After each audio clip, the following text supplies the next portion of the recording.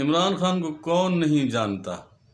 عمران خان کے کاموں کو کون نہیں جانتا؟ اس کی اسٹرگل کو کون نہیں جانتا؟ اور پی ڈی ایم اے کے ساتھ جو اس نے کیا وہ کون نہیں جانتا؟ نون لیگ کے ساتھ جو اس نے کیا وہ کون نہیں جانتا؟ اتنی بڑی پارٹیوں کو دنیا کے سامنے لا کے اس نے ننگا کھڑا کر دیا کہ یہ ملک کے ساتھ خیر خواہی کرتے آئے ہیں یا بدخواہی، وہ ساری کی ساری وہ ایک الگ سے بحث ہے۔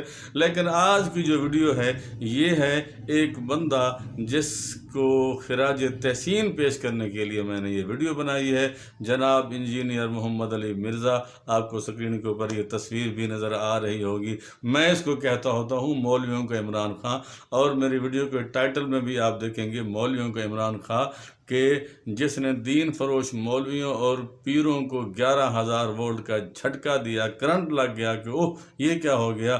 ہم تو آج تک دین کو کرامات اور معجزات کے ساتھ ہم یہ چلائے آ رہے تھے، دم درود کے ساتھ ہم چلائے آ رہے تھے۔ یہ قادیانی کہاں سے آ گیا؟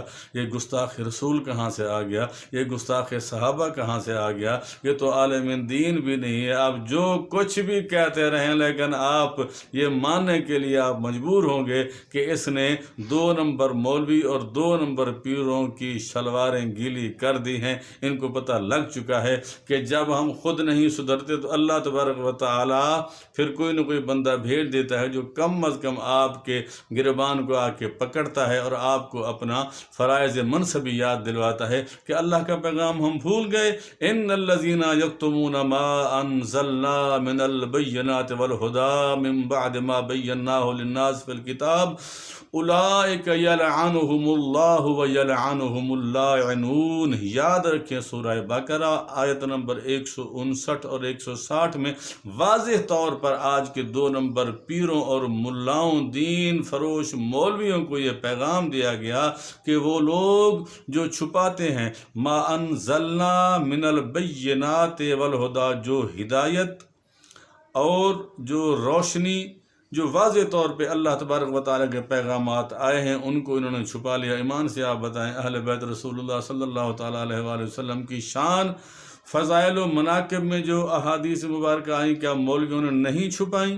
کرائے کے ملاؤں نے، دین فروش ملاؤں نے وہ نہیں چھپائیں؟ خدا کے اس پیغام سے بھی نہیں ڈرے؟ اور جناب اعلیٰ توحید کو ہم نے کہاں پہ لا کے کھڑا کر دیا؟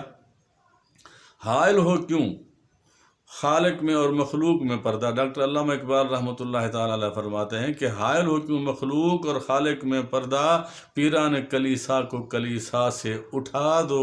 اور اللہ تبارک و تعالیٰ تک پہنچنے کے لیے ہم نے جناب اعلیٰ راستے بنا لیے، فلاں پیر ہے، فلاں بابا ہے۔ یاد رکھیے یہ توحید کے بالکل منافی ہے۔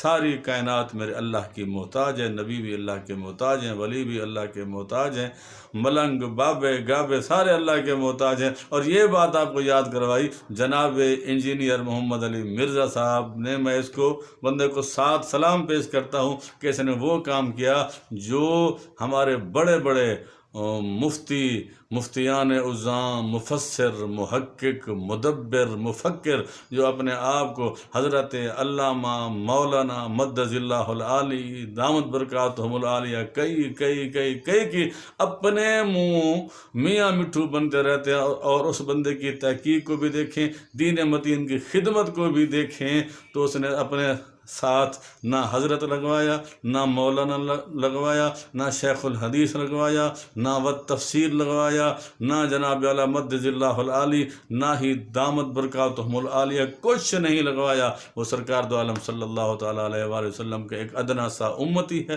اس نے ثابت کیا ہے، اس نے تحقیق کی ہے۔ اور آج کی یہ ویڈیو میں متاثر کیسے ہوا اس بندے سے کہ میں نے جو باتیں اس نے کہیں، جو لکھی، یہ اس کا ریسرچ نمبر ہے 5B، ریسرچ نمبر ہے، ریسرچ پیپر نمبر ہے 5B، جس کا موضوع ہے کہ واقعہ کربلا کا حقیقی پس منظر 72 صحیح الاسناد احادیث کی روشنی میں۔ اور 200 احادیث اس بندے نے نکال لی وہاں سے، جس میں خلافت و ملوکیت کے اوپر بات کی گئی، خلافت و ملوکیت کے اوپر بات کی گئی، فضائل و مناقب مولا علی علیہ السلام کے اوپر بات کی گئی، اور علامات النبوت صلی اللہ تعالیٰ علیہ وآلہ وسلم پر بات کی گئی، بنو امیہ کے جو کالے کرتوت تھے ان کے اوپر بات کی گئی اور لوگوں کو یہ لگا کہ یہ جناب اعلیٰ قادیانی ہے، یہ گستاخ رسول ہے، یہ گستاخ صحابہ ہے، آپ جو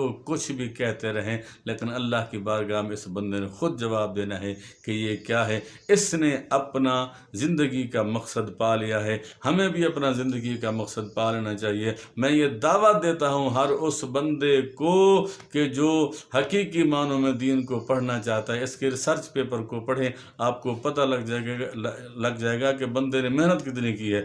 صدیوں سے یہ حدیثیں موجود تھیں، ہمیں بھی نہیں پتہ تھا، ہم بھی بس پڑھتے آئے۔ جناب اعلیٰ سیاستہ کی کتابیں پڑھ لیں، ہمارے اساتذہ کرام نے بھی پڑھا دی، جناب اعلیٰ MA تک ہم پڑھے، عربی فاضل AT OT PTC، اور پھر ظاہر ہے کوئی دیوبندی استاد تھا تو کوئی بریلوی تھا تو کوئی حنفی تھا تو کوئی شیعہ تھا تو جناب اعلیٰ کوئی اہل حدیث تھا۔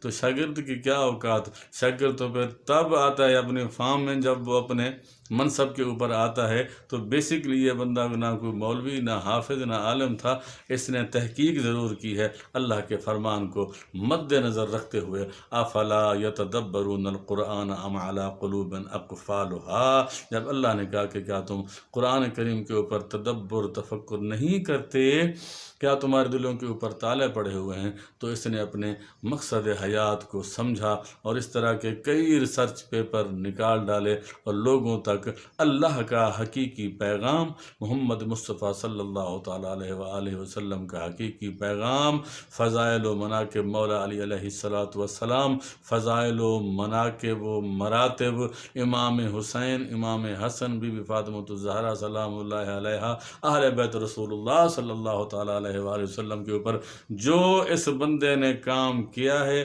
رہتی دنیا تک وہ یاد رہے گا، قائم رہے گا۔ ہم ہاتھ اٹھا کے دعا کرتے ہیں اس بندے کے حق میں کہ اس ان کے اندر یہ اخلاق کی جرت تھی کہ ان احادیث کو بیان کرے۔ جو اس کو قادیانی کہتے ہو، شرم کرو، حیا کرو، تمہارے اندر تو یہ اخلاق کی جرت بھی نہیں ہے کہ ان 200 احادیث کی تشریح اور ترجمہ اپنی تقریروں میں اور اپنے خطبوں میں بیان کر سکو، نہیں کر سکتے۔ اگر تم نے کیے تو تمہارا روٹی ٹکر بند ہو جائے گا، تمہاری دکان بند ہو جائے گی۔ اگر اہل حدیث ہے تو مسجد سے نکال دیا جائے گا، کیونکہ وہ نہ کسی مسجد کا مولوی ہے، نہ دین فروش ملا ہے، نہ 2 نمبر پیر ہے، آستان عالیہ فلانیہ فلانیہ فلانیہ فلانیہ، وہ کسی آستانے کا قائل نہیں ہے، وہ قائل ہے تو اللہ اور اللہ کے رسول کے احکام کا، قرآن و حدیث کا قائل ہے، ریسرچ کرتا ہے، تحقیقی بندہ ہے، صحیح معنی میں اللہ اور اللہ کے رسول کے حکم کو پہچانا ہے۔ باقی آپ کہتے رہیں کہ وہ قادیانی ہے، آپ کے کہنے سے وہ قادیانی نہیں ہوگا۔ اس کے اوپر ایک اور بھی یہ اعتراض کرتے ہیں ہمارے سارے بھائی، جو کہنے کو تو اہل السنہ اہل السنہ اہل السنہ، اور سب سے پہلے سنت کی مخالفت بھی یہی کرتے ہیں کہ اللہ کے نبی نے فرمایا کہ حدیث الثقلین میں کہ میں تمہارے درمیان قرآن کریم اور اہل بیت رسول اللہ صلی اللہ تعالیٰ علیہ وآلہ وسلم چھوڑ کے جا رہا ہوں، یہ اس کو بیان بھی نہیں کرتے۔ اور ایسے بیمان مولوی ہیں کہ کہتے ہیں کہ جناب اعلیٰ اللہ کے رسول نے فرمایا کہ میں تمہارے درمیان قرآن و سنت چھوڑ کے جا رہا ہوں۔ کتنی کتنی کتنی بے شرمی والی بات ہے۔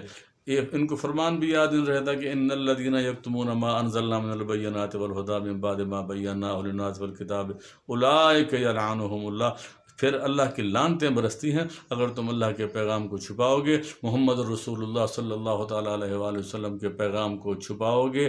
میں دعوت دوں گا ہر اس بندے کو جس کو حق کی تلاش ہے، وہ اس کی ٹھیک ہے سر، یہ بعض دفعہ کہیں کہیں مار بھی جاتا ہے اور پھر وہ تمیز نہیں رکھتا کہ بھئی کس کے ساتھ کس طرح کی، کیونکہ وہ پھر سچا بندہ کسی کا محتاج تو نہیں ہے نا، کہ جہاں پہ وہ ہم نے دین کو صرف وہ معجزات اور کرامات کے اوپر ہم نے منحصر رکھا ہوا ہے، تو وہاں پہ پھر وہ کسی کی زیادہ کر بھی جاتا ہے، لیکن وہ اپنے عمل کا اللہ کو جواب دہ ہے، ہم اس کے عمل کے جواب دہ نہیں ہیں۔ ہمیں صرف اس بات کے اوپر جو ہے وہ عمل کرنا چاہیے کہ اس بندے نے جو تحقیق کی ہے، اس بندے نے جو عمل کیا ہے، اس بندے نے جو کام کیا ہے، ہم اس کو سراہتے ہیں، ہم اس کو سلام کرتے ہیں کہ اس نے جو دفاع اہل بیت رسول اللہ صلی اللہ تعالیٰ علیہ وآلہ وسلم کیا ہے اور دفاع مولا علی علیہ السلام کیا ہے، بنو امیہ کے کاموں کو دنیا کے سامنے لایا ہے۔